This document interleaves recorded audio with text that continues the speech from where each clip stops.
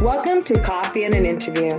I'm Jacqueline Pena, and I'm here today with Lindsay Hanson, who's going to talk to us about how she helps women who are stuck in their careers and how she helps women start their own online businesses. How are you today, Lindsay? I'm good. Thank you for having me. Thank you for being here with us and for sharing some of your experiences and your knowledge with us. Yeah, of course.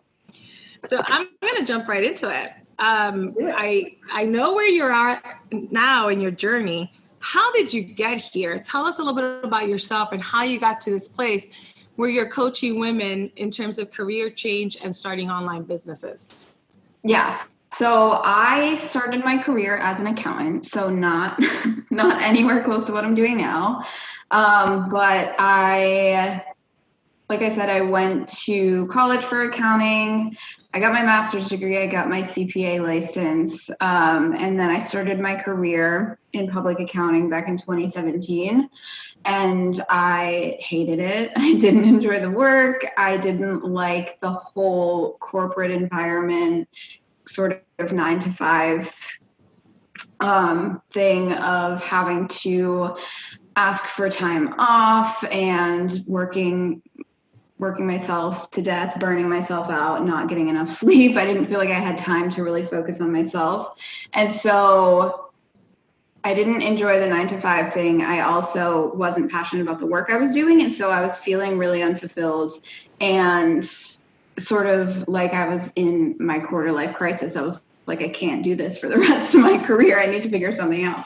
And at the time, I really was passionate about fitness, and I wanted to be able to help other people reach their fitness goals. So I decided to become a fitness coach. I got my certification as a personal trainer, but I also wanted the freedom of being able to set my own schedule and work for myself. So I decided to just jump in and start an online fitness coaching business with no experience in fitness or starting a business. Like, I really had no idea what I was doing. And I had already quit my job. So I quit my job at the end of 2018. And so I just had to make the online business thing work because it was my only source of income. So I hired a business coach. I launched my first program at the beginning of 2019, and it sort of just grew from there. And then about 9 months into it, last summer, I started feeling like I wanted to transition more into life coaching. I wasn't feeling as passionate about fitness anymore, and I realized I really loved coaching people more on their mindset.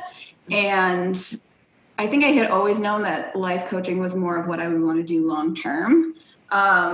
But I didn't realize it would only take me 9 months into my business to make that transition. So then I basically started my business all over again last summer, switched to life coaching. I wanted to help women who were stuck in their careers like I was to figure out what it is that they really wanted to do. And then over the past couple of months, I've been pivoting more into specifically helping women who want to work for themselves and start their own online businesses. And it's partially the practical side of just like literally how to do that. But most of what I love coaching on is more of, like I said, the mindset, the fear that you have to overcome in order to start a business, quit your job, all of the doubts, the fear about not making enough money, all of that type of stuff that comes up is what I really primarily focus on as a coach. And it's interesting because you went through quite a journey. I mean, you just quit your job, try something new. I love how you said it without a lot of experience. I did not do it. I wouldn't necessarily recommend doing it the way that I did either. But yeah, because a lot of people stay in their full-time job and sort of start their business as a side hustle. For me, probably, especially because I was in public accounting where you literally work like 80 hours a week in busy seasons, I knew that I wouldn't have time to do both. And I just was in a good enough position financially also to do it. And so it just felt like the right move for me. Like I said, definitely wouldn't. I never recommend to anyone, like, wouldn't tell you to quit your job. You definitely don't have to quit your job and then start your business. There are a million ways to do it. And I think it's always about finding what feels right for you. But for me, I knew that it was almost like I knew I had to burn that bridge. Like, I'm the type of person that I think if I had a plan B and I had a backup plan, then I wouldn't have dove into my business as strongly from the start. And so that was just what felt right for me. I think that's great advice too, because a lot of times we look at different people to see how should I start my small business? What should I do? And you see sometimes some people quit their jobs entirely and just switch over to a small business, and they might succeed or they might fail and might not have the right safety net. Others might start as a side hustle while in a full-time position.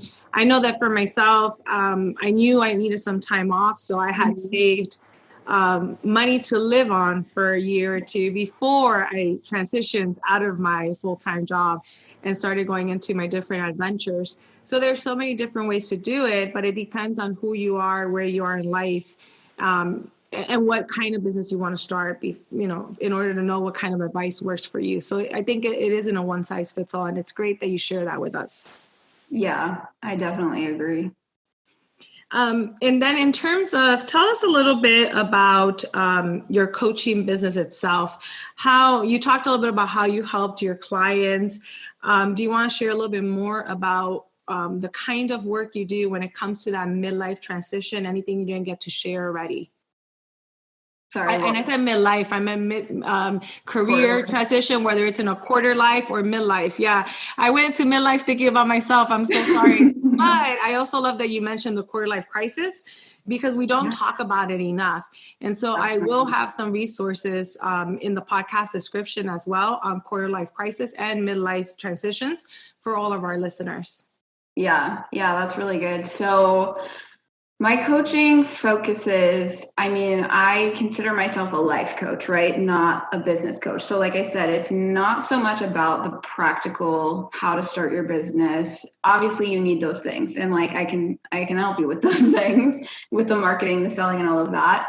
But for me, I focus a lot on the mindset behind it and making sure that you are always doing the practical things from a place of really feeling aligned within yourself, creating a program that you really want to create and running your business from a really aligned place. Because I struggled a lot in the first year or so of my business where, like I said, all those fears and doubts start to creep in, right? So I would come up with a program, feel really excited about it, feel really confident about it, but then my mind would spiral into, can I really charge that much money? Who's going to want to pay me for this? Am I qualified enough to do this? There's a lot of the self-doubt. Especially when you're moving into something that you don't have a lot of experience in. And I had no experience in fitness coaching or life coaching, really. So it's really about working through all of those things and then running your business from that place. Because when I was creating programs from a mindset of not having the confidence behind it, it obviously did not work. And it felt really hard to sell, and it was really hard to get clients that way. And I was not making a lot of money. But what changed my business was working on my mindset. And like I said, I hired a business coach. It was the first thing I did. And it did help me get my business started. But then after I stopped working with that coach, that's when my mindset would start to spiral. And I invested a lot of money last year in the first year of my business on courses, business coaches, all of those practical things. And it wasn't working. And what I realized kind of at the end of 2019 was that it had to do with my mindset. It had to do with me not really being confident in everything that I was doing. And that's when I decided to hire my own life coach, actually, which is what really helped change the game for me in my business. And so that's kind of why that's what I focus on now, more so than just, the practical things, how to create a website, like how to start a podcast. That's not really what I focus on. Did that answer your question? It did actually, because no, that definitely answered, because you're addressing some things that I think we all feel when we're trying to think, even just think about a new business venture. Yeah. Right? Even a side hustle while we're in a full-time position, we have all these fears.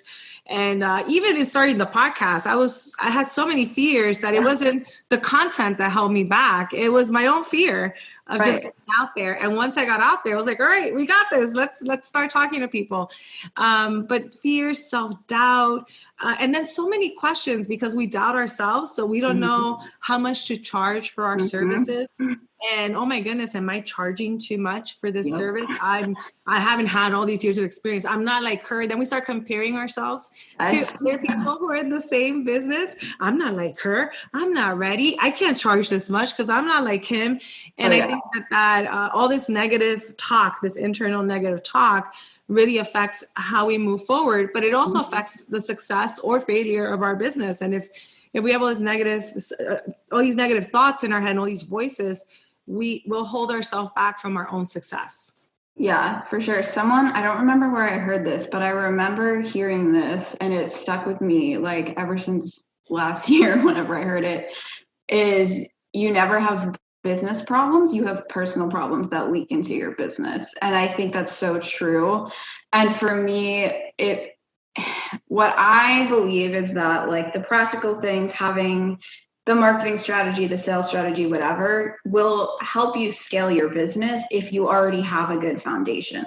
But if you're struggling to even like get your first few clients, then it's never really the practical things that are the problem. It always comes back to your mindset. And like I said, finding that alignment within yourself is always the first step.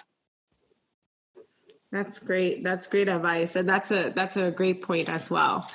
And so you've been coaching people, you're a life coach, and that is your business. And then you coach on helping people, and most of your clients are women, starting a small business. How did you end up getting into that niche, focusing on women and small business in this life coaching? Why women? How did that happen? I think it just kind of happened naturally. And I think, I don't know. I mean, small business is just because that's what I know and what I'm passionate about. And then I think just my messaging sort of resonated more with women. And it's not that I don't work with men or that I wouldn't work with men. I have had a few men reach out to me and ask about coaching, but I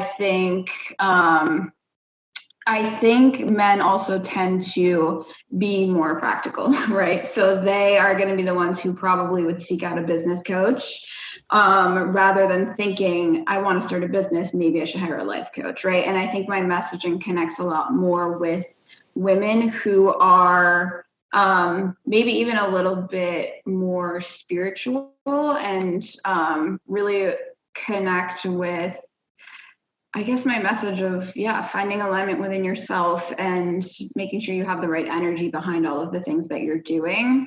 So I think it just naturally speaks more to women, and it kind of just unfolded naturally. I never like set the intention that I wanted to only work with women, but it just kind of happened. But that was a great analysis as to how that happens with the focus on your life coaching, not necessarily on the practical side. So that really helps us understand that process. In all your work with yourself, in your journey, starting your own business, your own coaching business and small business, and coaching others, what are some of the biggest mistakes or challenges that you've seen and helped people through? That's a big one. Yeah, I don't know if there's necessarily mistakes, but I think some of the common things that come up are all the fear, right? The imposter syndrome, which is just a fancier word for self-doubt, feeling like you're not qualified to be doing what you're doing, and coach people, and a lot of the fear around money too. I think those are the biggest things that always come up.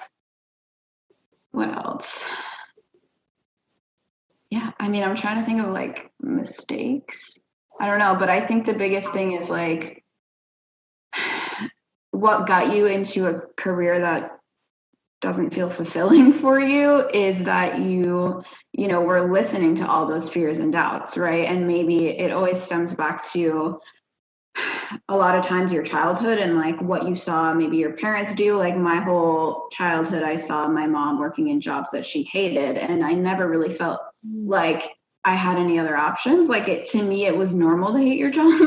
And I never really saw anyone, there was no one in my family who was an entrepreneur. I never saw myself doing this until I was actually in accounting and realized how much I hated it and realized that there were other options. So I think a lot of times we limit what's possible for ourselves based on these stories of fear and doubt and what's expected of us. And because that's what gets you into a career that you hate, right? Like I followed this path that was expected of me, this definition of success that like you said, I think it was before we started recording, but there's a lot of like families that think if unless you're a lawyer or a doctor or an accountant or something that you're not really successful. And so when you internalize that growing up, that's what you're going to be chasing, and you might have never stopped to ask yourself, do I actually want that?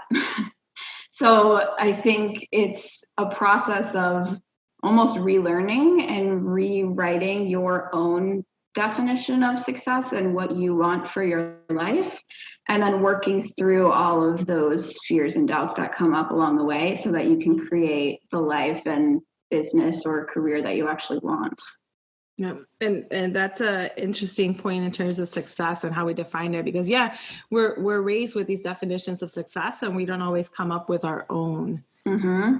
And so it sounds like a lot of the work you do is also helping people come up with their own definition of success along the way. For sure. Yeah. How, any advice or any stories, maybe we was talking about some stories of any successes or any aha moments that you've had in terms of coaching and small business, the big ahas that you learned along the way. And then maybe we can end with some advice for our listeners as well, anything we might have missed. But any aha moments? Let me think. And you've worked with a few clients already, and you've been coaching. Yeah. So aha moments like that my clients have had, or for myself personally? Actually, we would love to hear about both. What are some aha moments that your clients have had working with them, and then you personally, because you've been on this journey? Yeah. I feel like there's been a lot. I mean, one of my clients recently, so she knows that she wants to work for herself. She's still in a corporate job, but she started her business as a side hustle a few months ago, and she is also a CPA. She started her business as a bookkeeping business, and then she sort of realized over the past few months that she doesn't actually want to do bookkeeping at all or accounting at all. It was just what felt like it made the most sense, right? Because we always go back to like what we have experience in, and we feel like we can't coach on what we actually want to coach on. And so she's realizing that she really wants to be more of kind of a life coach and talk more about money mindset with her clients. And so once she did that and she like dropped the bookkeeping thing, she's like, I'm not promoting bookkeeping anymore. I'm promoting this money mindset coaching. She, I think, just made a post on her Instagram story about it, and she got multiple inquiries about it right away. She had applications, and she got on the phone with those people, and she was like, those were the easiest like sales calls that I ever had. And I think that really goes to show the difference. And this is what I was talking about of like, I was struggling for so long. I felt like I was doing all the practical things right, and I wasn't signing any clients. And then when I switched my program to something that I actually was aligned with and really wanted to do, then selling became easy. And the same thing happened for her, where she was like, once I really embraced what I actually wanted to be doing and stopped listening to all of the doubts about why I can't do that, and people aren't going to just want to hire a money mindset coach, and I don't have experience in it, I'm not qualified, all of those things. Once she was able to work through those, then she was able to move forward in what she actually wanted to do, and everything became easy, and it just flowed naturally in her business. So that was one of the things that I was really proud of. And I've had that same moment too. I mean, it's always exciting when my clients have a moment where they are like ready to quit their job. So that happened to another one of my clients a few weeks ago. I forget what happened, but she has been going back and forth for like a year about whether to quit her job. She's also an accountant. She doesn't like what she's doing. She didn't really know what else she could do. So she kept going back and forth. And then she started working with me a few weeks ago. And right after our first coaching call, she messaged me and she was like, I'm going to quit my job. Like, I'm ready to quit my job. I realized that like, I don't need to be in this job anymore. And yeah, I mean, I don't know. I think we all have such similar stories. Like, all of my clients go through the same exact things that I went through. And so it's always just interesting to me to see them have those moments too. And I feel like a lot of it, there's not like any one major aha moments, because it's like the collection of all of this work that we've been doing finally just breaking through. Let me think if there was anything I had in my business. I mean, for me, realizing that I wanted to switch to life coaching was a pretty big aha moment, because I had been feeling like not passionate about fitness anymore. I like didn't want to be doing my work. And I was like, I just created this whole business because I was doing work I hated. And then I felt stuck again. And I was like, why am I feeling the same way I was like a year ago, hating what I'm doing, not looking forward to like getting up every day and doing my work. And for a long time, I couldn't figure out what it was. And then it clicked one day and I was like, I don't want to be a fitness coach anymore. I want to be a life coach. So I think for me personally, that was probably the biggest aha moment in my business, for sure.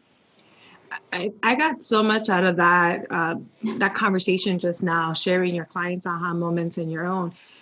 Because, for example, one thing is the finding of your purpose and passion and putting them together. So what do you think is your why? What's your purpose?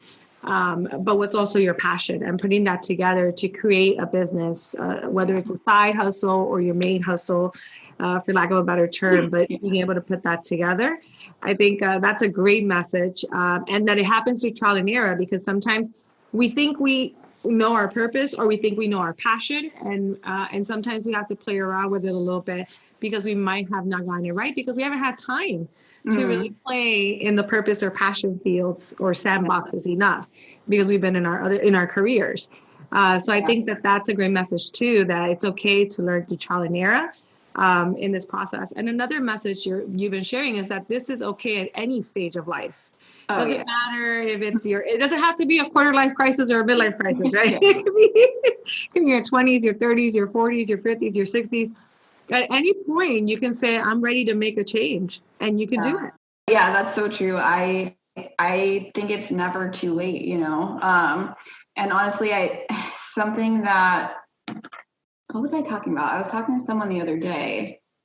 But the thing is, once if you are feeling unfulfilled in your job right now, that feeling's not going to go away.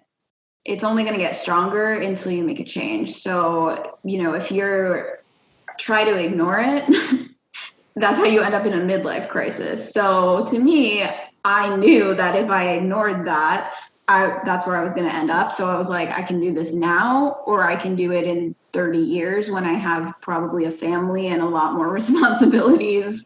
And so I'm just going to go ahead and do it now. Yeah. And that's the other thing, is timing, because our fears hold us back.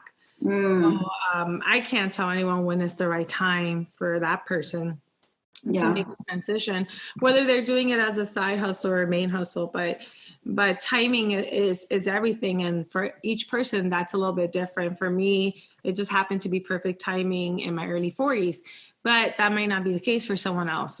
For you, it was in your early 20s that it worked out beautifully and you were able to change. Yeah. And I would also probably argue that there isn't a perfect time ever. And I think that's another way that we hold ourselves back a lot, is because we think there's going to be another time where we feel more ready, right? And I actually remember my initial plan was to quit my job in like March of 2019.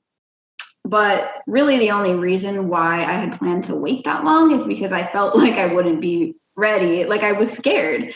And I was like, well, I'll get my personal training certification in December. I'll wait till after the holidays. I'll save up some money and then I'll feel ready. Like I had this idea in my mind that I'll just magically feel ready in March. And then I just realized that day in November, when I decided to put in my 2 weeks, I was like, this is still going to be terrifying in March. It doesn't matter when I do it. I'm not going to feel more ready. Like, yes, I'll have my certification, but I already have enough money saved up. So the idea that I need to save more money was just an excuse. I think that was another big aha moment for me, honestly, was I was like, I'm just telling myself this because I'm scared. It's still going to be scary whether I do it now or 3 months from now. So I'm just going to do it now. Like the sooner I start, the sooner I'll be able to grow my business. And, you know, I think there's really no time where you're going to feel fully ready to make this big of a change in your life. That's some great advice too. There's never the perfect time. Never. You just have to pick a time and run with it. Yeah. For me, the transition from, I keep calling it a traditional job, but one with, the full benefits, the full-time schedule, but I was working 6-7 days a week. The transition from that job to almost no job. I was going to start teaching. I did speak at conferences. I was writing, but I didn't have that schedule, that high intensity schedule. That was a difficult switch for me. I don't know if you have any advice for any of our listeners on making the switch to be able to still be happy, productive, and to find a good routine when you switch from that tradition, when you leave the full-time job, let's call it that, to working for yourself. Is there any aspect of your coaching where you help with that, or any advice that you have for that? I mean, if you're doing something that you're passionate about and it feels like your purpose, you're going to be excited to do it. So I didn't really come across the issue of like not being productive when I first started my business, because I was like, if anything, I was working too much because I was so excited to get started and dive into everything and learn all the things. So I think whenever you find yourself procrastinating on something, it's usually just an indication that you don't actually want to be doing it. So like ask yourself why. But I think also it is kind of a process of trial and error of just finding what works for you, and coming out of, like you said, this space where you have a very strict schedule, you work from 9 to 5, like you have been so used to that routine. And now when you get to make your own schedule, you're like, well, what do I do? So I think finding what works for you, like seeing even what time you like waking up. Like I don't set an alarm anymore. And I don't really have times where I force myself to work throughout the day. I just I have my calls, or I have certain things that I want to get done, and however long it takes me, whenever I get to it throughout the day, that's what works for me now. But in the beginning, I had a lot more that I needed / wanted to do every day. And so I still don't think I ever really gave myself a schedule. It was just I naturally wanted to work throughout the day. But yeah, finding a routine, I think having a routine is important, but it's going to look different for everyone. So sort of testing out what feels good for you, if you like working out in the morning, if you like working out at night, even things like that, and just structuring your day around what makes you feel best is always going to be like result in highest productivity, right? Mm-hmm. Yeah, that's actually great advice too. You find your purpose, you find your passion, you marry those two, you run with it, and ideally that's going to energize you. That's going to keep you focused on what you need to do. And then in terms of routines, everyone has a different routine. What works for me doesn't work for anyone else, or maybe for at least one other person, who knows? But we can figure out our own routines as well through trial and error to be able to have the kind of life that we want to have. Yeah, 'cause that's the whole reason why you want to create your own business, Yeah. right? And then it's like we quit our job because we don't want a 9 to 5, and then we force ourselves to still be on a 9 to 5 schedule a lot of the times. And it's like, no, there are no rules. You get to make the rules. And yeah, like I said, I think looking at whenever you find yourself procrastinating, because like that was when I realized I didn't want to be a fitness coach anymore, was because I kept procrastinating on my work. I like didn't want to do it, and I was like, why do I not want to do my work anymore? What the heck is going on? And then I realized I actually wanted to be doing life coaching. So if you find yourself procrastinating, it's likely because there's some sort of change that gets to be made in your business so that it's something that you are excited to do. Yeah. Thank you so much for that advice. As we come to the end now of our interview, do you have any final thoughts, words of advice, or anything else that you might want to share with us? Yeah, I mean, I feel like we covered a lot of it. I think one of the biggest pieces of advice that I always give is that there's never a right time.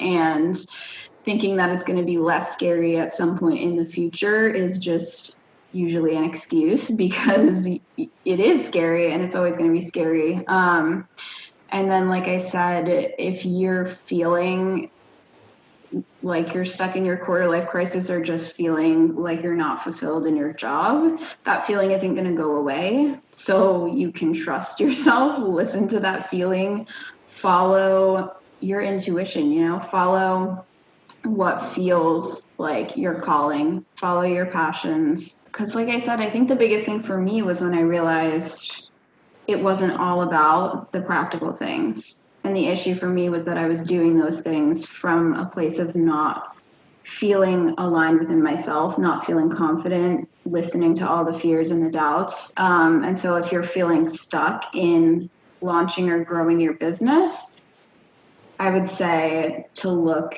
inward, because it's usually not a matter of you needing to know more or needing to have the right strategies.